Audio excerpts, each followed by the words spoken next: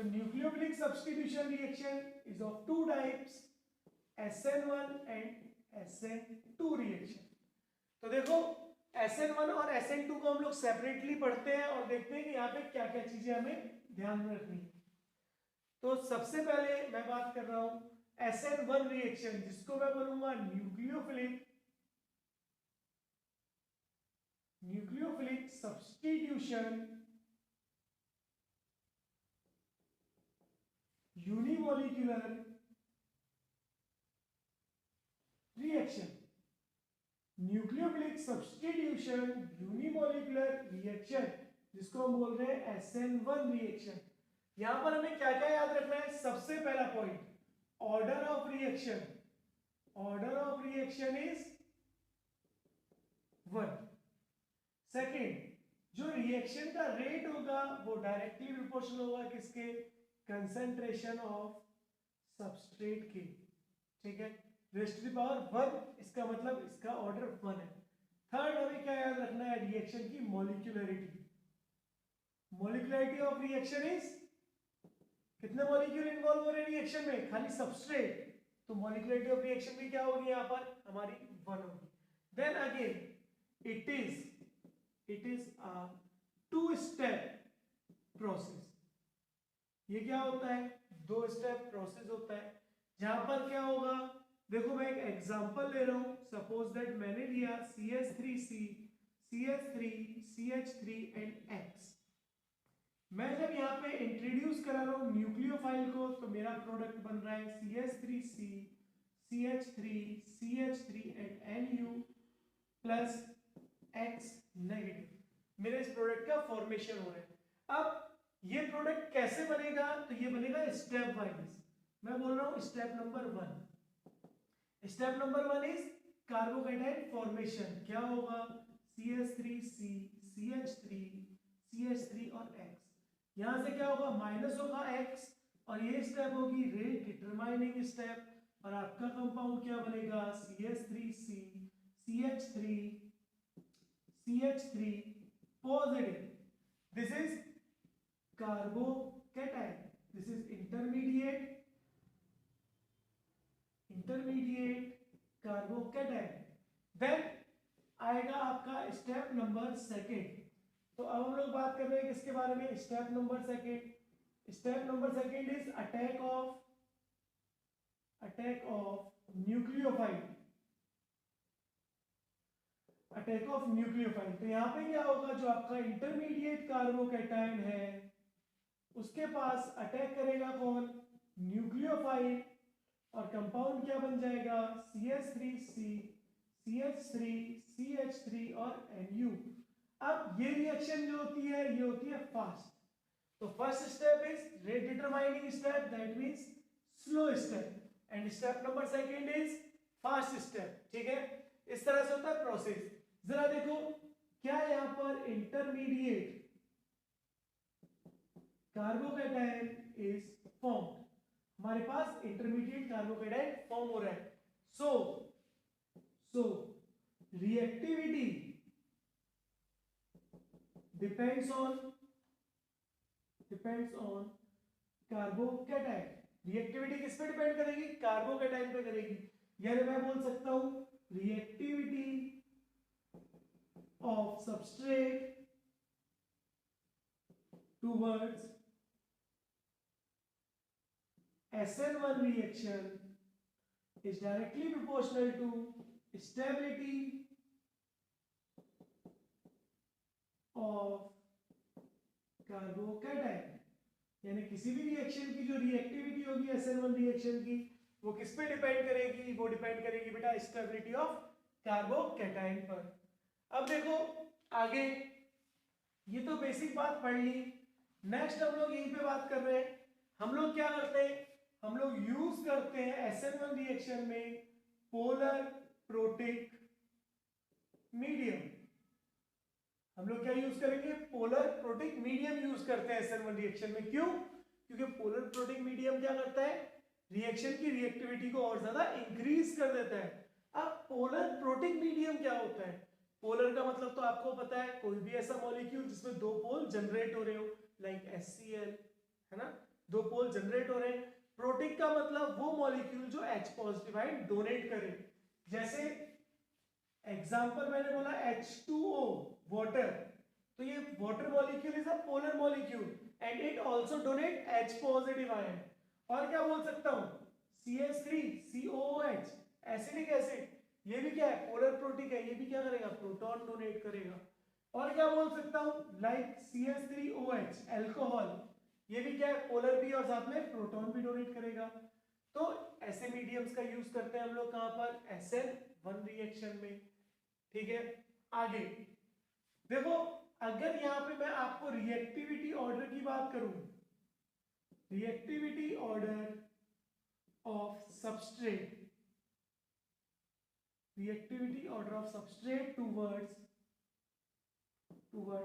SN1, ठीक है, ये एक तरह से हम मानते हैं इसको एक क्वेश्चन है कि आपको सबस्ट्रेट का रिएक्टिविटी ऑर्डर बताना है SN1 रिएक्शन के लिए। तो यहां पर मैं कुछ कंपाउंड्स बना रहा हूं, देखो मैंने बोला CH2X, ठीक है, फर्स्ट इज CH2X, देन फिर मैंने बोला CH2 double bond CH2X, this is benzylic halide, this is benzylic halide, this is allylic halide, then CH3C, CH3 and X, this is 3 degree alkyl halide, this is 3 degree alkyl halide। then again अगर मैं आगे बढ़ूं तो देखो मैं बना रहा हूं CH3 CHX and CH3, this is 2 degree alkyl halide, ये क्या है, 2 degree alkyl halide। then again CH3 CH2X and CH3X, this is 1 degree alkyl halide and this is methyl halide, methyl halide। अगर मैं इनमें बोलूं कि SN1 रिएक्शन के लिए सबसे ज्यादा रिएक्टिविटी किसकी है, तो देखो बेंजाइलिक हैलाइड जो है, यहां से हेलोजन निकालने के बाद आपका बनेगा बेंजाइलिक कार्बोकैटायन, यहां पर क्या बनेगा CH2 double bond CH2 positive allylic carbocation, यहां क्या बनेगा CH3C CH3 positive 3 degree carbocation, यहां पर क्या बनेगा CH3 पॉजिटिव 2 डिग्री कार्बोकैटायन, यहां बनेगा CH3CH2 positive 1 degree carbocation and यहां पर मिथाइल कैटायन का फॉर्मेशन होगा। बताओ which one is more stable carbocation. अभी आपने देखा ना सेकंड स्टेप क्या थी, यहाँ पे रेट डिटरमाइनिंग स्टेप जो थी वो किस पे डिपेंड कर रही थी, इंटरमीडिएट कार्बोकैटायन पे। तो यहाँ पे बताओ इनमें सबसे ज्यादा स्टेबल इंटरमीडिएट कार्बोकैटायन कौन होगा, बेंजाइलिक हैलाइड होगा, क्यों, stable by resonance. Then allylic, ये भी स्टेबल बाय रेजोनेंस, लेकिन एलाइलिक और बेंजाइलिक में कंपेयर करूंगा तो बेंजाइलिक में रेजोनेंस ज्यादा होती है एज कंपेयर टू एलाइलिक, तो यानी सबसे ज्यादा स्टेबल इज बेंजाइलिक इंटरमीडिएट। तो जो इंटरमीडिएट ज्यादा स्टेबल होता है उसका सबस्ट्रेट भी क्या होता है, उतना ही ज्यादा रिएक्टिव होता है। तो देखो ये ज्यादा स्टेबल इंटरमीडिएट था तो ये ज्यादा रिएक्टिव है, और यहाँ पर ऑर्डर क्या हो जाएगा, ऑर्डर हो जाएगा ये। और याद रखना मिथाइल हैलाइड तो SN1 रिएक्शन देता ही नहीं है, मिथाइल हैलाइड तो SN1 रिएक्शन देगा ही नहीं। तो ये था एक नॉर्मल क्वेश्चन। एक बार अगर मैं यहाँ पे क्वेश्चन की बात करूं जहां मैं बोलूं reactivity order of alkyl halide if X group is different, यहां अगर मैं बात करूं reactivity order of alkyl halide towards SN1 reaction if X group is different, जब मैं हेलोजन ग्रुप को क्या कर दे रहा हूं, डिफरेंट कर रहा हूं, तो क्या होगा, देखो सपोज दैट मैंने एग्जांपल दिया आपको RF, RCl, RBr and RI। जब ये कंडीशन आपके सामने जनरेट हुई तो अब क्या करोगे आप? अब आपको देखना है कौन सा गुड लिविंग ग्रुप है। तो iodine is a good leaving group. जब सबस्ट्रेट क्या होगा? सेम होगा। तब फिर हम किसके ऊपर डिपेंड होंगे? लिविंग ग्रुप की टेंडेंसी के ऊपर डिपेंड करेंगे। तो देखो यहीं पर हम लोग SN1 रिएक्शन में एक बात और करेंगे कि if substrate is optically active, तो देखो मैंने बोला if substrate is optically active, अगर आपका सबस्ट्रेट ऑप्टिकली एक्टिव है तो क्या होगा? ऑप्टिकली एक्टिव होने के लिए सबस्ट्रेट के पास क्या क्या होना चाहिए? सबसे पहले उसके पास होना चाहिए कायरल कार्बन। कायरल कार्बन क्या होता है? Chiral carbon is the carbon which have all the four valency attached with different atom, जिसकी चारों वैलेंसी क्या होंगी? डिफरेंट एटम से अटैच्ड होंगी। वही क्या होगा आपका? वही आपका होगा कायरल कार्बन। दूसरी चीज और क्या होना चाहिए? आपके पास plane of symmetry and centre of symmetry भी क्या होनी चाहिए? एब्सेंट होनी चाहिए। तभी क्या होगा? कंपाउंड ऑप्टिकली एक्टिव होगा। तो प्लेन ऑफ सिमेट्री और सेंटर ऑफ सिमेट्री हम लोग आगे जब आइसोमेरिज्म पढ़ेंगे तो उसमें पढ़ेंगे। अभी बस आप याद रखो कायरल कार्बन के बारे में, क्योंकि अभी आपको सिर्फ कायरल कार्बन पे फोकस करना है, इससे ज्यादा आगे अभी नहीं पूछा जाएगा। तो देखो अगर मेरा सबस्ट्रेट ऑप्टिकली एक्टिव है, लाइक अगर मैं एग्जांपल दूं CS3C C2H5B और यहां पर X हेलोजन, ठीक है। अब अगर यहां पर मैं अटैक कराऊंगा न्यूक्लियोफाइल का, तो देखो सबसे पहले इंटरमीडिएट का फॉर्मेशन होगा और इंटरमीडिएट क्या बनेगा? इंटरमीडिएट बनेगा मेरा कार्बन C2H5 CH3B और CH3, ऐसे लिख लेते हैं, या फिर इसी के अकॉर्डिंग लिख लो CH3 और D। ये क्या बना मेरा? इंटरमीडिएट कार्बोकैटायन बना, जिसमें देखो ये दो ऑर्बिटल्स क्या है? खाली पड़े हैं, है ना, ये वैकेंट ऑर्बिटल है। अब जो मेरा न्यूक्लियोफाइल होगा, this is step number 1। Step number 1 ये होती है रेट डिटरमाइनिंग स्टेप। अब मेरा न्यूक्लियोफाइल क्या करेगा? या तो वो फ्रंट अटैक करेगा, है ना, या तो फ्रंट साइड से अटैक करेगा या फिर वो बैक साइड से अटैक करेगा। ये डिपेंड करेगा न्यूक्लियोफाइल के ऊपर, है ना। कुछ न्यूक्लियोफाइल फ्रंट साइड से भी अटैक कर सकते हैं, कुछ बैक साइड से भी कर सकते हैं, यानी दोनों तरफ से अटैक की पॉसिबिलिटी है। अगर दोनों तरफ से अटैक की पॉसिबिलिटी होगी तो देखो कंपाउंड क्या बनेगा? C2H5Nu, पहले फ्रंट साइड अटैक करा रहा हूं, यहां पर D और यहां पर CH3। देन अगेन अगर बैक साइड अटैक कराऊंगा तो क्या बनेगा? C2H5 कार्बन, यहां पर न्यूक्लियोफाइल, यहां पर CH3 और D। इस कंपाउंड का आपका फॉर्मेशन होगा दोनों कंपाउंड्स का। देखो यहां पे फ्रंट साइड अटैक से ये बना, बैक साइड से ये अटैक से ये बना। अब हम लोग प्रायोरिटी की बात करते हैं, प्रायोरिटी ऑर्डर की बात कर रहे हैं। तो प्रायोरिटी ऑर्डर में हम मान रहे हैं कि X या फिर न्यूक्लियोफाइल जो है इसका सबसे ज्यादा प्रायोरिटी ऑर्डर है। देन आपको पता है किसका होगा? C2H5 का होगा। हम सबने EZ नोमेनक्लेचर पढ़ा हुआ है। EZ नोमेनक्लेचर ये बताता है कि ज्यादा प्रायोरिटी हमेशा उसको देंगे एलिमेंट को जिसका एटॉमिक नंबर ज्यादा होगा। और अगर दोनों एलिमेंट जो डायरेक्ट जुड़े हुए हैं उनका एटॉमिक नंबर सेम है तो उनसे जुड़े हुए नेक्स्ट एटम का एटॉमिक नंबर चेक करेंगे कि अगर उससे नेक्स्ट जुड़े हुए एटम का एटॉमिक नंबर ज्यादा है तो उसकी प्रायोरिटी ज्यादा होगी। जैसे यहाँ पर कार्बन जुड़ा है और कार्बन जुड़ा है तो दोनों का एटॉमिक नंबर 6 है, यानी एटॉमिक नंबर क्या है? सेम है। लेकिन देन इस कार्बन से 3 हाइड्रोजन जुड़े हैं जबकि इस कार्बन से एक कार्बन और जुड़ा हुआ है 2 हाइड्रोजन के साथ, तो यहाँ पर कार्बन और डायरेक्ट जुड़ा है तो प्रायोरिटी किसकी ज्यादा होगी? प्रायोरिटी ज्यादा होगी C2H5 की। देन ड्यूटेरियम CH3 के बाद ड्यूटेरियम, ये क्या होगा? ये आपका प्रायोरिटी ऑर्डर होगा। तो देखो प्रायोरिटी का ऑर्डर के अकॉर्डिंग हम लोग रोटेशन देखते हैं, सबसे ज्यादा nucleophile, then second, then third and then fourth.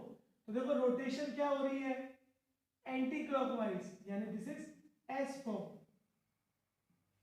जरा देखो सबस्ट्रेट की देखते हैं rotation. First priority, second priority, third priority, fourth priority. देखो रोटेशन कैसी हो रही है, एंटी क्लॉकवाइज, यानी सबस्ट्रेट भी क्या था, एस फॉर्म था। तो एस फॉर्म से एक तो बनी एस फॉर्म, और साथ में देखो first priority, second priority and third priority and fourth. तो जिसकी प्रायोरिटी सबसे कम होती है उसको आप लोग हमेशा क्या करते हो, नेग्लेक्ट कर दोगे, अनदेखा कर दोगे, आप ये भूल जाओ कि वहां पे वो है, और उसको नेग्लेक्ट करोगे तो देखो रोटेशन कैसे होगी, 1 2 3, क्योंकि फोर्थ को मैं भूल चुका हूं। तो रोटेशन हो रही है 1 2 देन 3। अब देखो रोटेशन कैसी हो रही है, क्लॉकवाइज। जब भी क्लॉकवाइज रोटेशन होगी तो कौन सी फॉर्म बनेगी, R form. Small l, S form को मैं स्मॉल एल फॉर्म भी बोल सकता हूं, और आर फॉर्म को मैं स्मॉल डी फॉर्म भी बोल सकता हूं। L is laevorotatory, D is dextrorotatory. तो आपको याद रखना है जो एस और आर फॉर्म बन रही है ये किसके बारे में बात कर रही है, ये ऑप्टिकली एक्टिविटी के बारे में बात कर रही है। तो इस तरह से क्या होगा, अगर मेरा सबस्ट्रेट ऑप्टिकली एक्टिव है तो यहाँ पर दो कंपाउंड बनेंगे, एक एस फॉर्म और एक आर फॉर्म, ठीक है। और ये जो फॉर्म बनी है इसी को हम लोग क्या बोलते हैं, इसी को हम लोग बोलते हैं रेसिमिक मिक्सचर। और ये जो आपकी फॉर्म बन रही है इसी को हम लोग क्या बोल रहे हैं, रेसिमिक मिक्सचर बोल रहे हैं। तो SN1 मैकेनिज्म में अगर हम लोग ऑप्टिकली एक्टिव सबस्ट्रेट को लेंगे तो हमारा क्या फॉर्म होगा, हमारा हमेशा रेसिमिक मिक्सचर फॉर्म होगा। देखो इसको शॉर्ट में अगर हम लिखना चाहें तो शॉर्ट में कैसे लिख सकते हैं, शॉर्ट में कैसे लिखेंगे, सपोज दैट मेरा एल्किल हैलाइड था, एल्किल हैलाइड, और ये एस फॉर्म था जो अभी अभी हमने बनाया। तो यहां पर क्या होगा, जब SN1 मैकेनिज्म होगा, SN1 मैकेनिज्म होगा तो दोनों प्रोडक्ट बनेंगे, एक बार एस फॉर्म ही बनेगी और एक बार एस फॉर्म से कौन सी फॉर्म में कन्वर्ट हो जाएगा, आर फॉर्म। तो एक बार कौन सी फॉर्म बन रही है, एस फॉर्म बन रही है, और एक में कौन सी फॉर्म बन रही है, आर फॉर्म का फॉर्मेशन हो रहा है, ठीक है।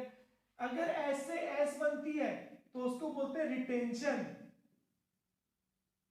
Retention in configuration,